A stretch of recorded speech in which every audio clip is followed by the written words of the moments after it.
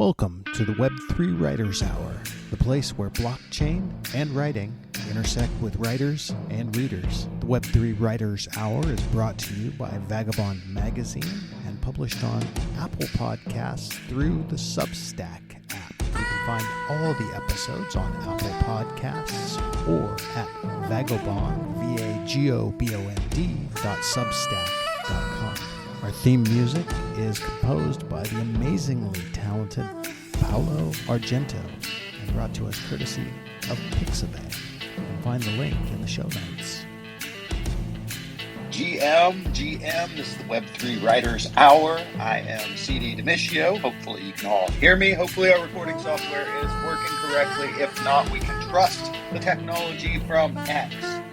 Well, hopefully it'll all work out. This is going to be the last Web3 Writers Hour of 2023. We have had an amazing year. It's been ups and downs and all around, look around, but mostly, what can we say except friendships, man. They've been amazing. Like, they've developed further, they've gotten stronger, we've collaborated, we've co-hosted, we've co-written, we have done so much stuff, and I am so stoked to be here with you guys. Edward Carpenter, how are you this morning? I'm still here, CD. I just pulled another all-nighter in pursuit of getting this book out, but I'm going to at least get the show started with you this morning. Maybe dip out a little bit early if people will excuse my absence, but hopefully we can talk about some interesting things. Well, your dedication and your presence has been noted again and again. Nobody wakes up. I would not have woke up as early as you woke up to be here. So if you need to dip out early, I don't think anybody's going to fault you for that. Cryptoversal Books, good morning, sir. Good morning, good afternoon, good lunchtime. So happy to be here. So happy to be ending the year with friends and looking forward to increased success and collaboration with everybody. Man, we are so blessed, and not least of our blessings is the fact that we're all friends with and know Riona Morgan. Riona, so glad that you're here always, and wherever you show up is always a brighter place. How are you? I'm fine. I'm so happy to be here with you all, and I'm so happy that my normal voice is slowly returning. And I just want to echo what Edward and Cryptoversal and you have been saying about how lucky we all feel to be together and how lucky we all feel to be building and creating, and the year went by so quickly and we have done so many amazing things together, and I can't wait for 2024 to do more amazing things together. So thank you all for always being so kind and gracious and welcoming me, and I love it here. I love it here. We love it that you love it here. I think you bring a lot of light everywhere you go, and I'm so grateful for you. I cannot even express it. And the same goes for you, Edward Carpenter, and the same goes for you, Cryptoversal Books, and the same goes for all of our other friends who are listening, who sometimes are here, sometimes get on stage with us, sometimes join us, and sometimes they just listen. But we feel your vibes. We know you're there, and we appreciate you. So let's start out with the Friends Who Write thing. We wrapped that up. I think we talked about it a little bit last time, but we did win a prize. We haven't had the prize delivered yet. If somebody wants to reach out to Wanshu and see when that would happen, that'd be fine. But I've been checking the wallet and I've been posting it so you guys can see. So what about that? Thoughts? Yeah, I mean, I thought it was a great example of the power of collaboration in this space, and when we do get the reward, I've already kind of mentally bookmarked in my head my intention to use that to move collaboration and forward a little bit. I think I did a bit of profit sharing last year around this time, and I think that was through Readle. And so this to me is another chance to do that. And I look forward to showing everybody what that looks like, in a month or so, maybe when we get the award and have a chance to do something with it. Yeah, I love that you do that, Edward, and I love the profit sharing motive. And I think I want to be really clear about something that I pointed out in our Friends That Write little DM group, and that's that I am very happy to use parts of mine to distribute everybody's portion to them, so that nobody has to pay gas and everybody gets their fair share. So the gas is my little contribution to the Friends That Write family. And as soon as that comes in, I will get it out to whoever wants to get it, or whatever. If we decide to do some sort of like a joint project, if some of us do that, that's also a thing. But Edward, you've been much more involved in the Tezos uh, ecosystem, and I've been thinking, and I think others have been thinking that with Vagabond Magazine, maybe that's the way that we should go. Any warnings or any thoughts on that, or any cautionary tales or any exuberance that you'd like to share about the Tezos marketplace for publishers? I mean, I guess my biggest exuberance would probably be you touched on gas, and gas I always thought was a bit prohibitive in the Ethereum ecosystem, in the level one certainly. And so that was one of the big things that drew me towards Tezos. I also saw a lot of art being produced by people that I knew as being good artists, and some of whom did very well in Ethereum. My friend Rata in Lit, he had the Degenaissance that was collected by Cosimo, and I think he had several other interesting pieces that were quite big hits on Ethereum. But day to day, kind of month in, month out, where a lot of his stuff was produced and distributed was actually on Tezos. And I saw people like Miss MacD, so Coinseer, or Miriam, as some of us know her. And she had a lot of visual art and also some poetry that was on Tezos. And there was kind of a different model, it seemed to me, with a lot of the people who were on Tezos. And one of the things I'll note is that many of them worked, they had stuff in Polygon and Ethereum. But in Tezos, you could produce a very high quality artwork and maybe put 8 or 10 of them up as a small edition and sell out for whatever Tezos was worth, which was maybe $5 or $10 per piece. But then you'd have $100 US maybe, and that was much more achievable, both for many people to collect the art, but also much easier to kind of do that with your fan base than to drop a one of one that was 100 Ethereum or $100 in Ethereum, and then by the time someone paid gas was maybe twice that. So I think that's what originally drew me to it. And I'll go ahead and stop there, see if anybody else has experiences or thoughts, because I think Odd Writings, I believe you've published on there as well. Rihanna, I can't remember if you've done it independently. I know a few people who aren't in the room. PJ Way, who's been featured in a couple of arts and poetry editions, he was actually the one who turned me on to the fact that you could publish a PDF on there, and it was actually a page flippable thing, very much like what you could get with README books. So, George, I think you got called out. But good morning to you, by the way, too. We'd love to have you here. So glad Odd Writings, our friend George, is here, poet laureate of the Web3 space. I would say, but maybe others would say it was Sasha Stiles or some other person, but I think it's George. Thanks for that. I'm gonna minimize my vocalizations because my throat hurts. I woke up with a kind of a bad throat thing, so I'm keeping an eye on any potential fever, but I don't see any as of yet.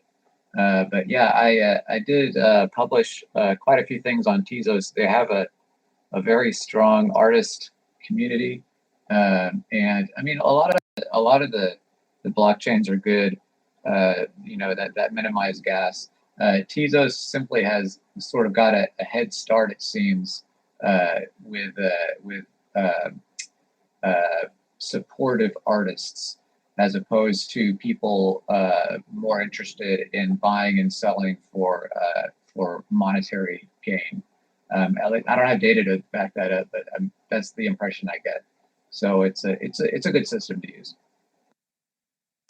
Yeah, I'm a fan of Tezos for that reason as well, for just having some creativity to put out, and it's just a creative environment. Everything everyone said, and especially about George being poet laureate of Web3, definitely behind.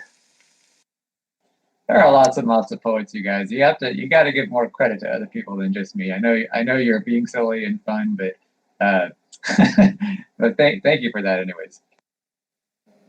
Not being silly, my friend. Actually, like I'm a huge fan of your poetry. It's not an easy thing, and I actually love what you do. And no disrespect to any of the other poets in Web3, like Sasha Styles' work, Anna Caballero. Like there are so many amazing poets. Katie Dozier, like there's all these amazing poets, but maybe we can say you're the poet laureate for 2023, if that makes you feel better. That gives you just like a little bit of time to like enjoy it, and then we can select another, or you can select another. We could make that the tradition. The poet laureate of Web3 selects the next one. Maybe that's a little bit silly, but my compliments towards your work, definitely not given in silliness, my friend. Riona, I saw your mic go off. You never have to raise your hand or get permission to speak. You can always just speak up. That goes for everybody here. So, Riona, go right ahead. Well, of course, I want to second the motion for George being the Web3 Writers Hour Poet Laureate, or Web3 Writers Poet Laureate for 2023. I definitely second the motion. I'm a huge fan as well. And Edward, what you were saying about being on Object, I have an account there. I collect a lot of stuff there. I did a couple of little things for Vagabond Magazine, our travel edition. I have not, as far as I can recall, published anything literary. I really spent a lot of time on Scent, and so I published more literary things there. And so I feel like that you mentioned earlier in some of the brainstorming about New Year's resolutions, and I keep thinking, oh, I'm just going to explore some more and really spend some more time seeing what's out there and seeing the formats and how it can work and what we can do, and so yeah, definitely I really do like Object a lot. So yeah, I spend a lot of time there. I'm a good collector, but I just need to put some things out there also. Hey, I see Yeah. Dylan. Dylan has joined us. He had some trouble, I think, connecting, but we've got him up here now. I'm good, CD. How are you doing today? Nothing but love. Nothing but love. I'm feeling a little scratchy in my throat, but getting over it. Edward, I did not mean to cut you off. I just wanted to make sure that we had Dylan on the stage. Oh no, not at all. Yeah, the couple of things I thought. One was best practices, and kind of to some extent also earning a living as a writer in Web3. This is probably not for this chat, but maybe early in the next year we can talk about where people felt you could actually make something for your work. It turns out that writing contests in Web3 have probably proportionally been a not insignificant share of the amount of money that I've earned in this sphere. But is publishing on Cent where it's at? Is Tezos where it's at? Is one big Ethereum hit worth more than everything else? That would be, I guess, one just sort of a thought question. And then there was something else that occurred to me, but I can't think of it right now. That's the joy of sleepy brains. But maybe the poetry actually is, and that is what I remembered. So while I think that poetry has done extremely well in Web3, certainly this last year, it's been I would say it's almost the preeminent literary art form, along with Vagabond Magazine, which again, one of the very few extant long form magazines in the space. But something that occurs to me is that I have watched a lot of people that I sort of came up with over the last 2 years who are in the visual arts community. What you would definitely think are small names in comparison to some of the big names that we maybe saw back in late 2019 and early 2020. Get picked up for Art Basel and NFT NYC, and this is for exhibitions. And having their visual art exhibited at some of these big shows. And it occurs to me, I don't know of anybody really except, and I'm not sure if Sasha Styles actually had visual stuff up at NFT NYC. I think, who is it? We had one poet who had something in Times Square. But I'm just curious, does anybody else know of, or has anybody submitted their art and just didn't get it accepted? Or are we just, as a community of literary people, not doing as good a job as we could have of putting our best foot forward when it comes to getting our literary pieces on display in some of these big forums? I know that Sasha has Sasha Styles. She has done that. She's had her own displays, not only at a Web3 type of get-togethers, but also non-Web3. I mean, she's had so much success that she's been able to really use that. Ana Maria Caballero, also another poet in the verse. She's also had her own exhibits, and I believe I'm sure there's others. I want to say Justin Tagg, who goes by Devoid. He may have had one. I'm not certain, but yeah, the poetry lends itself quite well because you can isolate the poems as individual pieces, and so that just lends itself really well to the most of the exhibitions I've seen that are poetry tend to be more experimental. So there's a lot of words moving and animations and kind of a more abstract poetry. That the bleeding art type of stuff that seems to be more popular. Yeah, I think there just hasn't been a particular demand for literary NFTs, to be honest. I don't think there's a huge demand, sad to say, for books. I don't think there's a huge demand for literature. And you're right, Edward. I think that when I look at it, what I've won in writing contests actually far outpaces the entire monetary amount that Vagabond Magazine or myself have brought in from like producing and publishing literary work. I did Notes from Nowhere and published that with Creatokia, and all of the profits for that, which were about $50, got donated to the Maui fire relief efforts. And so, Vagabond Magazine itself hasn't, I've won an iPad and a couple other things in some writing contests, and all that stuff really goes further than profits from actual writing. So Dylan, go for it, and then Edward after that, just jump in when Dylan's done. I just wanted to jump in and say, hilariously enough, I too have done better in contests than pretty much everything else writing wise combined. But I do want to throw something out there.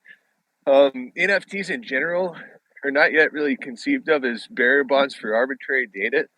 They're thought of a lot more as pictures. And I think that poems are maybe a little bit closer to a single image, whereas a novel or a big, long philosophical tome, for example, would be more of it'd be more like a movie, and we're not seeing much with the way of NFT movies yet either. So I just wanted to throw out kind of idea or possibility that people in general have only sort of begun to really understand what can be an NFT, like in the pop culture in the mainstream. And maybe the revolution so far is images and longer form, more complex content, like most literature, as compared with poetry, will be maybe adopted in a future wave of mass adoption interest from people. Yeah, I guess my thought was that I think that the kind of the art of displaying IRL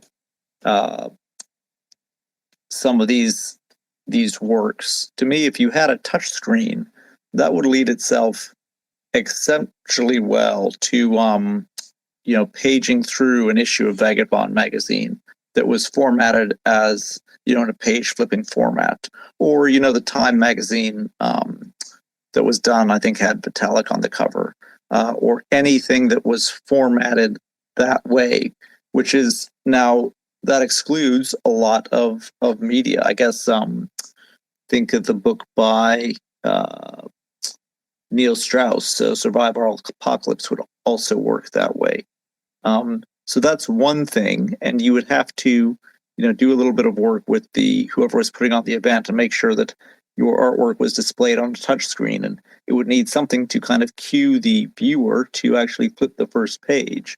The other thing would be if you created a GIF or a .mp4 that was kind of cued to whatever sort of the slowest likely reading speed of your audience might be, to where once they start, the screen started, which could be activated on distance to the monitor, or it could just be on time, it would start playing the story.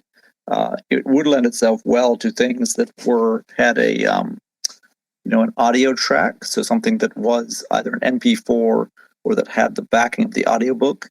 And maybe you have to think of what is the studio, or what's the setting like. There's probably going to be some level of noise and some level of attention span. So maybe it wouldn't be an entire philosophical essay, but maybe it could be the thesis statement, or maybe it could be the opening chapter of a book with a ...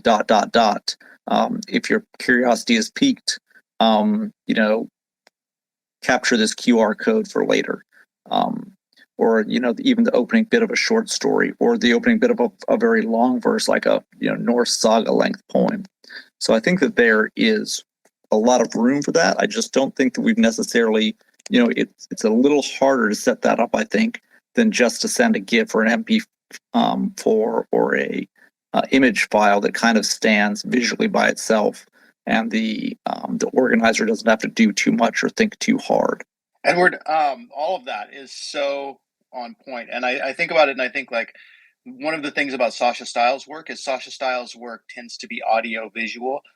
So you're looking at it and hearing her. And I think some of the best things that I've seen in terms of the literary space tend to, the stuff that Indefatigable has done with Read Me Books, like his some of his like experimental stuff has been really pushing the boundaries of what literary is. And speaking of that, Cryptoversal, I've been reaching out to you on DMs but not hearing from you. The next issue of Vagabond magazine comes out in like a couple days, dude, so we need the lit space in there. You were in there for the very first issue of Vagabond magazine, and I want to make sure that you're in the last issue of Vagabond magazine, if this is the last issue, but it's definitely the last issue for 2023. We're planning on coming back in March of 2024, but we definitely want to get you in there, man, so get your work in. Sorry about that, TD. I've had my nose to the grindstone on a deadline that I've been working on. I've pretty much put blinders on for everything else, but I can get you a couple of pages and a little bit of a recap of what's going on in the year. Thanks, man. I didn't mean to call you out, public like this. I was like, oh, he's here. Let's bring it out. But we love your work, and we don't want to publish without it. So that's all I'm trying to say. Awesome. Well, thank you. I didn't take it out. I didn't take it as a public reprimand, more of a little reminder, which I needed, frankly. Okay, so moving back, Indefatigable's stuff, like, I mean, he's done some spoken word poetry, some literary stuff that actually is like read. That ties right into what you're saying, Edward. Like being able to like put up an NFT and not have to have somebody page through it, not have to have, I think, to have it on a screen actually going through in that way. And one of the things that we've all wished for is being able to integrate more like video and other embeddables into the page is something that we would love to see more of. I think I mentioned this before, but I went to a meetup. It was a business meetup, and I met one of the guys that works on Adobe PDFs. He's like one of the guys that like brings new innovations to it. And I asked him about that. I was like, why can't we embed like a video into a PDF? And he just said that it's something that's possible. But Adobe has just decided that it's too space intensive, and that the what do they call it? The when people call for help, the help desk aspect of it wouldn't be worth the value that it would bring to readers. That was his big point, was that it was going to cause more headaches than it was going to bring value from Adobe's point of view. Well, you know, it's funny that you say that, CD, because I've been intermittently on and off the road trying to fundraise for PageDAO for you know, a long time. And basically, you know, one of the things that we've got is that really nice flipbook viewer. You know, that's not a negligible, you know, asset or whatever, technologically speaking. And then there's also the Mask of Ganymede, which we did, which the text actually synced up to the audio component, which we had professionally created as well. And you know, really, there just wasn't much of an audience for that yet. And people look at it and they're like, oh, you know, you had a bunch of mints, but you didn't really make that much money and stuff like that. And it's like, well, yeah, okay. You know, at the end of the day, I get it. You know, if you're going to make like a big investment, you want to see a return on that and everything. But at the same time, you know, the people who are here in the space, you know, it's really fun to see all the different permutations that their ideas take over time as we you know, continue to kind of grow and evolve and innovate, and you know, just move toward the world where there's less friction and where it's better to be a writer. Well, I'm going to jump in and say I definitely agree with what everyone is saying. Of course, I agree with the audio as far as the visual. With the Seven Love Stories, it's coming on a year now almost from the original mint, and that community is just growing and growing, and there's so many things that we're doing with the Seven Love Stories that I never even mentioned. I forget all the time to say something about it because I feel like I want to build here with you all, but I need to bring it back into the fold a little bit and talk a little bit more about it. But I've sent out feelers to different museums, local museums, and as well as the MoMA and the Whitney and different places, and have been having conversations and talking about the Seven Love Stories being a um, like a not necessarily a permanent display, but the possibility of it being a display, and wanting to gift the NFT collectibles themselves, because there's 7 in the collection, to the different places, because it is really unique, and it really is, I feel like, the first of its kind of that venue, of that medium, where there is the audio, the visual, the collaboration with artists, the flash fiction itself, and that it is on this loop, that it'll just continually play. And so I just feel like that is a beautiful representation. And I agree with Edward that we should really do more to spread the word. We all are so amazingly talented. Cryptoversal Books has this new piece out that I have not been able to jump in and dive into. I can't wait to do it. But I just think that this next year is just going to be just dynamite of all of the things that we've got to share and to help build here in this space and with each other. You know what, Riona, you bring up a good point. I look at everybody who's up on the stage and also authored style. And Jamie B, we don't know you yet, but we're super glad that you're here. And if you do want to come up on the stage, you're more than welcome. This is always a conversation. So everyone is welcome to participate. But, you know, the things that everybody has done here, I mean, Cryptoversal Books' work is amazing. Like from Wordler Village to what he's been doing with the American Justice Project, Edward Carpenter's work, you know, everything from his Creatokia collaborations to the Arts and Poetry magazine. We've got Vagabond magazine, and you know, my collaboration with Creatokia and other stuff that I've done with PageDAO. We've got PageDAO itself and Dylan's Worldview Ethics Project, George's poetry, Riona's like 7 Love Stories. Like, this is a space that right now the people that are here are complete innovators in what Web3 literature can be. And, that doesn't mean that any of us are going to find great financial success or renown. But the fact of the matter is that these are people who are really pushing the limits. We are people that are really pushing the limits and exploring everything. And we all deserve a lot of credit for that. And we all deserve a big pat on the back and actually, huge financial rewards and fame and renown. We don't always get what we deserve. But Riona, thank you so much for saying that. I feel like that needed to be said and it needed to be put out. And it's our end of the year episode. So, let's just love a little bit. Yeah, so I guess maybe that ties into a couple of thoughts that I had. And the first one was, kind of what people's New Year's resolutions in terms of the space or maybe other aspects of their writing might be.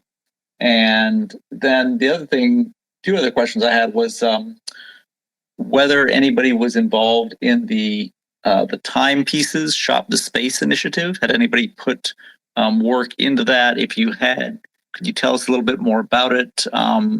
And whether that was something that was going to result in revenue or just exposure or just a nice gifting opportunity.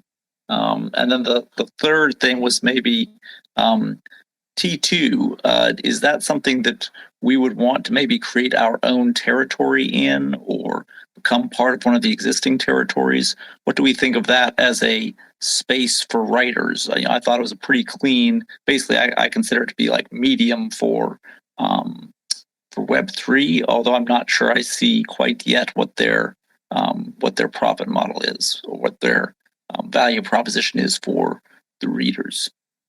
So, Edward, to answer your question, I can definitely jump in and say that yes, I did participate in the timepieces call for submission to share a work to be part of the shop, the shop local initiative that Timepieces is doing. I just shared it up in the nest, the Shop the Space, and this piece that I have for sale on Scent is a portion of the proceeds. Probably all of the proceeds and more of the proceeds will go to be donated to two charities that I generally donate to this time of year, and they're the Save the Children, which is a international charity group for children. And then there's one that's closer to home where I live, the Watson's Children's Shelter. And I love to go Christmas shopping and be Mrs. Claus and take things to them and wish that I had a house big enough for everyone to be in so that we could all laugh and play and make things and read books and have hot chocolate and all of these things for the children. And so that's what I did. Was I really wanted something to be out there that could possibly be create revenue, but for charitable purposes. So that's what I did. Riona, that's amazing. I love that. I just shared that on my timeline, and I'm always so proud to be your friend, man. Like I really am. I love and all of you. That's the truth. I love everything that you guys do, and your views of the world, and you're good people, which is great. The world is filled with good people, but I'm happy to have the good people that I have. Okay, so I'm gonna say, Edward, for me, literary.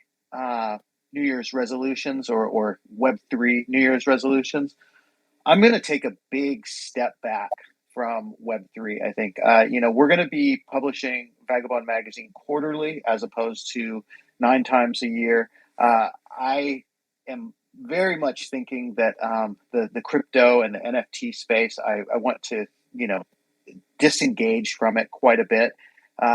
Not because I don't believe in the beautiful things that can be done, but because I sort of hate all the ugly things that are done in it.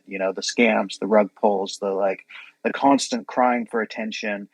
So many projects are just like, give us your attention, give us your attention, give us your attention, give us your attention, and delivering nothing for that attention except, causing people mental illness, it feels like. So I'm going to be taking a big step back. I'm going to be focusing more on my writing, focusing more on, the creativity aspect, and much less on the degen aspect, much less on the you know trying to hit a home run aspect. What I can hope is that being in the space this early and participating in the space will give me the opportunity to maybe participate in that home run when it comes. I think that's the big thing. But as far as like my day-to-day stuff, I'm going to be way disengaging from a lot of this stuff. So that's one of my big resolutions. We'll see if I can pull it off and do it, because I'm a little addicted to this space too.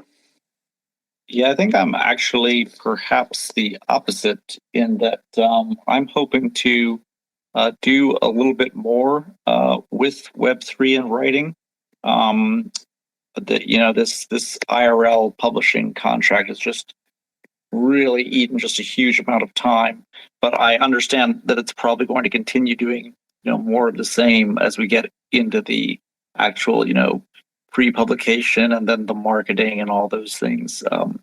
But that said, there's still a lot of things that I want to do, both with previously published works and unpublished works and the collaboration stuff. But I really do think it's great that you're stepping back a little and reducing the frequency, but I suspect not at all the quality. In fact, it'll just make it something that's more valued in some way when something's less readily available, or maybe people will sense the loss in their lives. Or it'll make it easier. You'll have that deadline that's further out on the map that you can write, or when you get to look at a whole quarter's worth of input, maybe you'll end up having to be more selective about some of the stories. It may become a more competitive thing to get something published in Vagabond than it has been in the past. Or maybe Vagabond will just grow to expand and welcome all the different writers in. I can see it going a lot of different ways. But I also want to congratulate you on forking Baldism. That's a bold move. I do like a good syncretic religion to the extent that I like any religions. So kudos for that, and I look forward to seeing where it goes.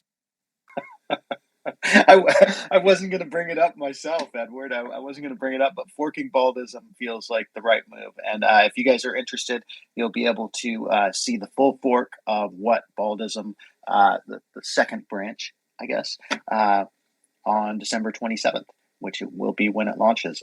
You might get some sneak peeks along the way. Like there's a few little changes happening here or there, but for the most part, you're going to just have to wait and see. But I am stepping away from Baldism and Bald Jesus, and but I'm not deleting them. I'm not destroying them. They remain. They remain for the people that love Bald Jesus, for the people that love Baldism as it exists from the Council of Aiea, the Bigible of 2022, 2023. That will all, and for those who want to step up and like take over the handling of the Baldism faith, those opportunities exist. So if you're listening to this and you want to be the high priest of Baldism or whatever, the grand poobah, just let me know, because that opportunity is there and the pay doesn't exist. So if you're doing it for money, forget about it.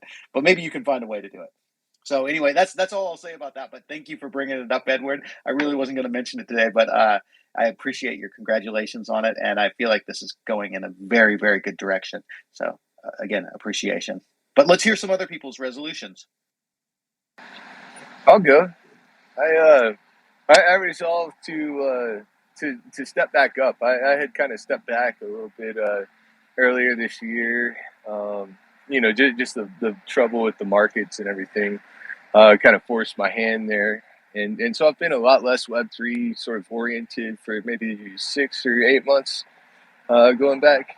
And, next year I think I'm going to be able to step maybe not completely in full time the way I was last year and the year before, but maybe something more like 40-hour-ish type of full time thing. I should be hearing back soon about whether I'm going to be starting a PhD program to study neuroscience next year. So I'm excited about that.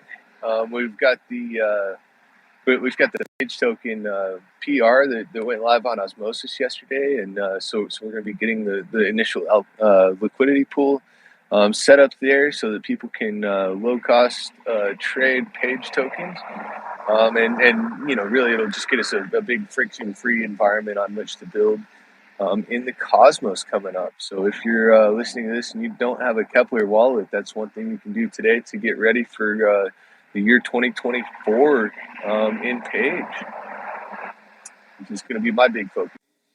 It's amazing. I love hearing that, Dylan. I love hearing that. I know 2023 was rough, and I'm glad to hear that 2024 is already optimistically looking brighter. Doro, so glad to have you up on the stage, man. Welcome, and happy New Year, happy end of the year, happy holidays.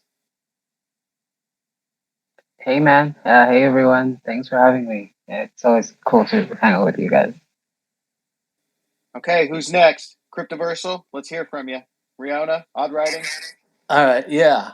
So I've been thinking 2022 was sort of my year to peek in, take a look around, figure out what's going on. 2023 has been a year of building foundations, collaborations, figuring out, what can be built upon.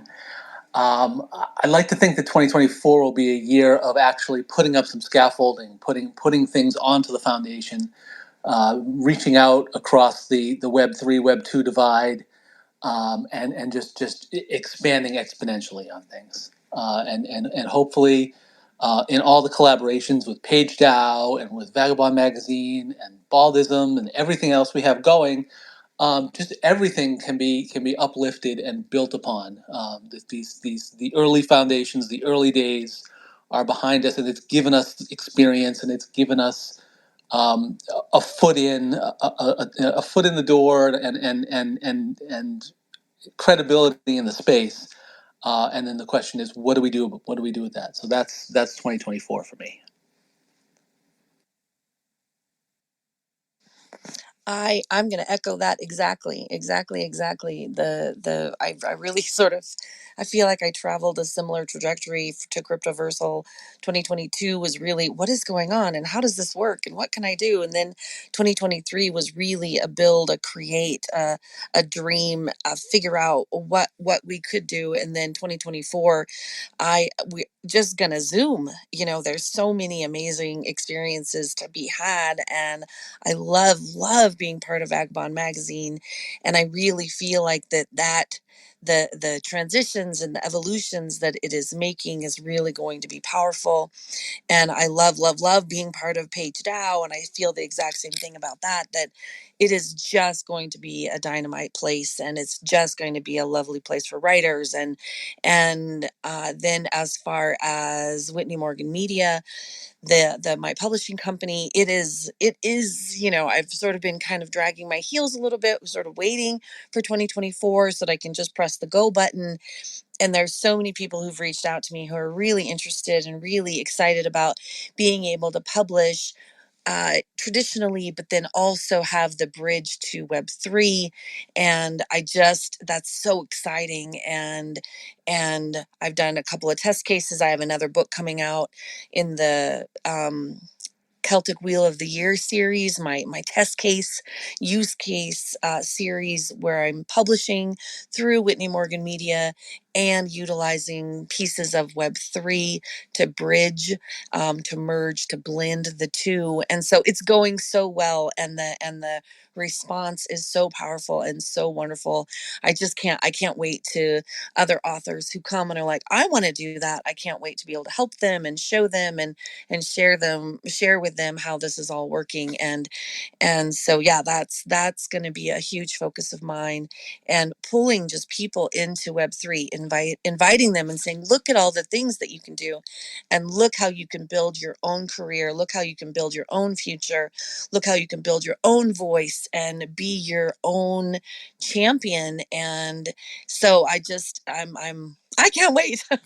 So thank you very much. And I just, if I don't get to come back up for any period or any length of time before we wrap up this space, I just want to say, and I know I tell you guys this all the time, how much I love you and how important you are to me. And I just want to reiterate that I love you all so much. You are such an amazing facet of my life, and I'm so incredibly grateful for every single one of you. So thank you. Thanks, Fiona. That's wonderful to hear. It's I think we all were expecting a great love from you, and you never failed. You never failed to what's the word I'm looking for? I can't think straight right now. Perhaps fever is kicking in. I don't know, but my goals for this coming year are very similar to Riona's about mixing the Web 2 and the Web 3 worlds. I've got my next book's coming out in probably April. I may spread it out some, but I'm going to try to mix in some NFT animations and links to those from within the physical pages of the book using QR codes. And I think I mentioned this in the meeting yesterday, where this will be a way of avoiding some of Amazon's restrictions on putting direct links to NFT marketplaces within their pages. But essentially, just basically doing what I've continued to do. It just kind of I seem to be going into that direction and trying different strategies of mixing the two worlds, as opposed to trying to do everything in Web 3 or everything in Web 2. I want to tie the two together. So that's where I'm at.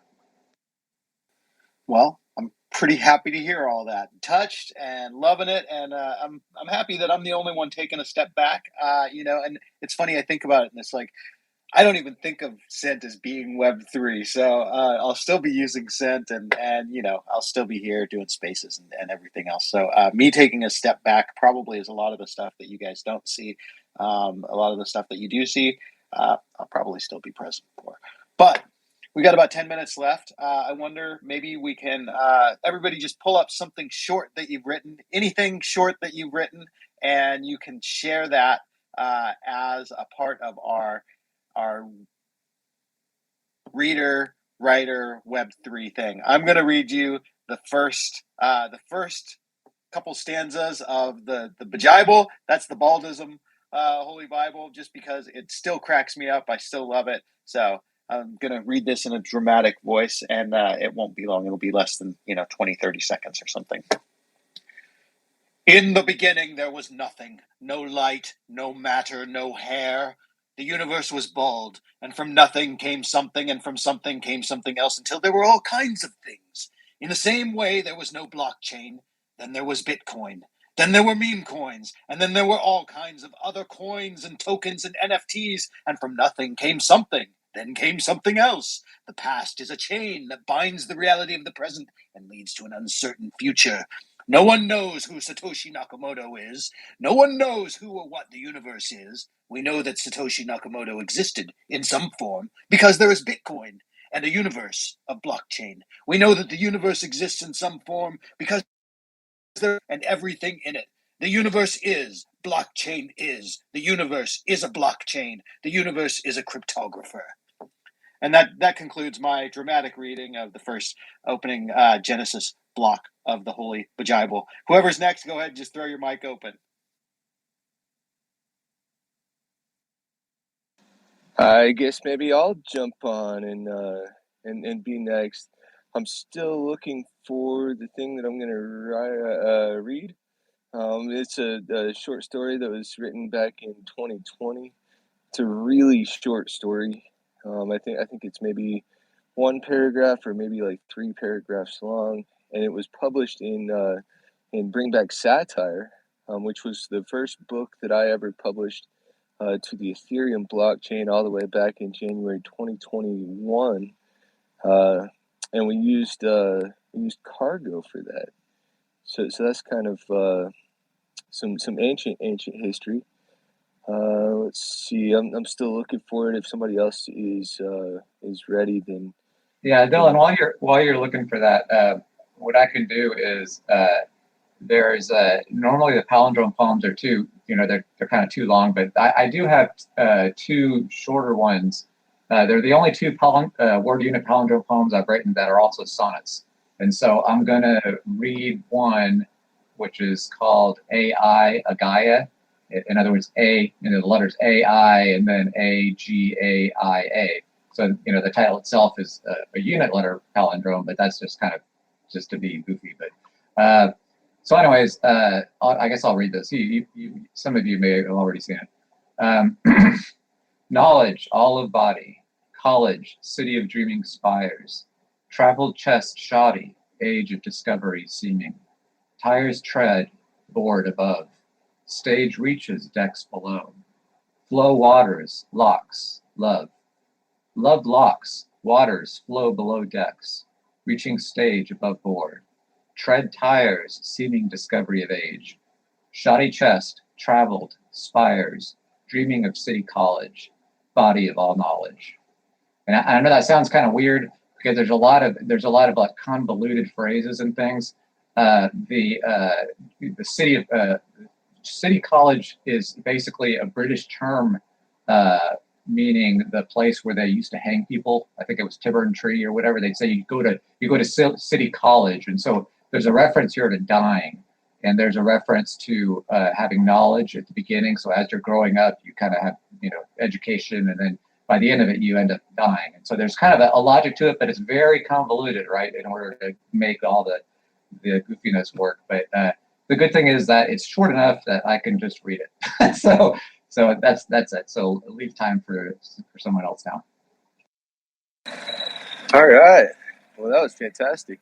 I'll jump on right quick with Jennifer. I was feeling anxious when I arrived at the church where the man had been stabbed to death the week before. Not because I was afraid he might somehow come back as a ghost and haunt me, or because I thought someone else would decide the place was as good as any place to stab a random stranger to death, but because I knew Jennifer was going to meet me there. A beautiful woman, Jennifer had capitalized on what she'd inherited from her parents. She had worked out, toning and tanning and organizing and sculpting until there was little objection anyone could voice as to the shape of her body. Her face was so pretty nobody would have wanted to. But she went to the gym 4 times per week to make sure they couldn't, if they decided to in the future. As I sauntered up to the front door, she popped out of her hiding spot just inside, scaring me a little. I jumped backwards, surprised, forgetting for the moment I'd just been coming up the concrete stairs outside of the building, the ones that led down to the street. As I slid, bounced, rolled down the stairs, I hurt myself in a dozen places, but I decided to bounce back up the second I remembered she would be watching, hurt and confused at the no doubt unexpected outcome of her little prank. I tried to get up but couldn't.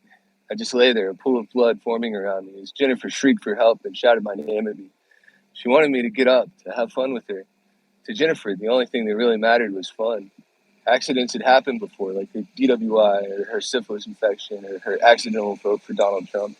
She was sorry about all of those things. Suddenly, I was in a hospital. I felt much better in terms of pain, and as I looked around the room, I didn't see anyone else there. I felt a little bit saddened by the fact, but as I moved my arms and legs around, it seemed like they didn't work quite right. I touched my face and was surprised to find a substantial growth of beard there. At last, a nurse walked by, and I was able to ask her the date. It had been 2 months since the accident, and I could tell by her response that this was not the first time I'd had that question of her. I felt confused, overwhelmed by all of this, but the energy seemed to sap away. I went back to sleep, dreaming of beautiful Jennifer. Bravo, Dylan. Bravo. And George, I loved yours. You guys, I'm always so awed by the talent that you guys throw out here. Riona, do you have something for us? I do. I'm just, my mouth is just like wide open with George's and Dylan. Oh my gosh, you guys, goodness gracious. So for mine, I jumped back to something that I wrote for T2 from the Journal of a Murderer. And it's entry number 6. I was so giddy. I was so giddy when I found them. So absolutely giddy. I can't wait to tell you. She told me what to do, but she never said how. So I got to figure that out, and boy, did I ever. I had planned it all, every last detail down to the last second, but I couldn't find the very pieces I needed. I bought them as a set years ago at some antique store in Italy or something. That doesn't matter. What matters is that I found them. I scoured my apartment. I took everything out of every closet. I looked under every bed and every cupboard, and I even took every single book from my shelves. And there they were, tucked in the back behind one of my old dictionaries like a treasure. They are a treasure. They so are. I love how they sparkle in the light, how they create rainbows when they're turned one way and the other. So beautiful, so perfect for the job. I'd been talking to her for weeks up to the day. I sent her the blue dress to wear and the jewels to put in her hair. I arranged for us to meet and take a carriage after dinner. So many little touches went into this one: the music at dinner, the dancing, the beautiful night beneath the stars. I even did something I had never done before. I went ahead to the site days before that night to get it ready. I wanted everything to be perfect for her, and it was. Everything was ready when I laid her down quietly and quickly on the blanket, there deep in the woods beneath the night, beneath a sky full of stars. I placed her hands so peacefully and sweet. I had to trim her feet just a little so they would fit, but in the end I was so happy. There she will be for all eternity, like a princess, like a queen, warm in her blanket, the music from our dance playing in her head, and her small glass slippers shimmering in the moonlight.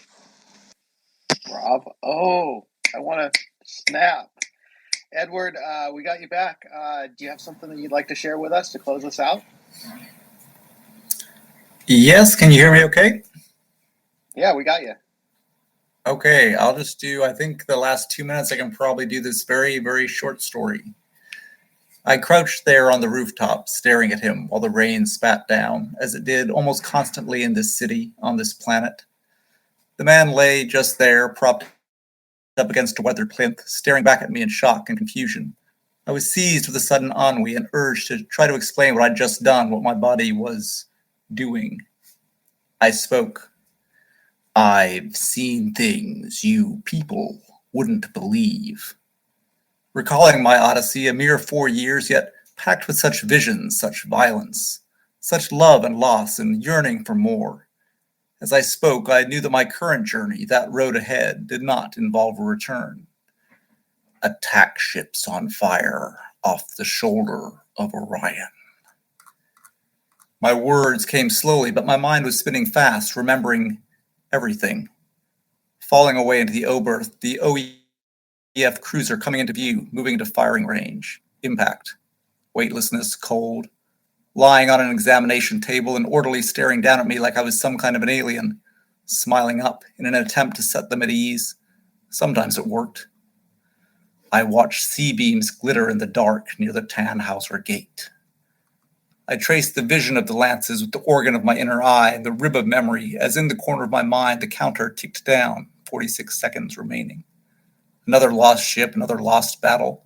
They were always lost by someone, but that time someone else did the losing, someone like me, N6MAA something.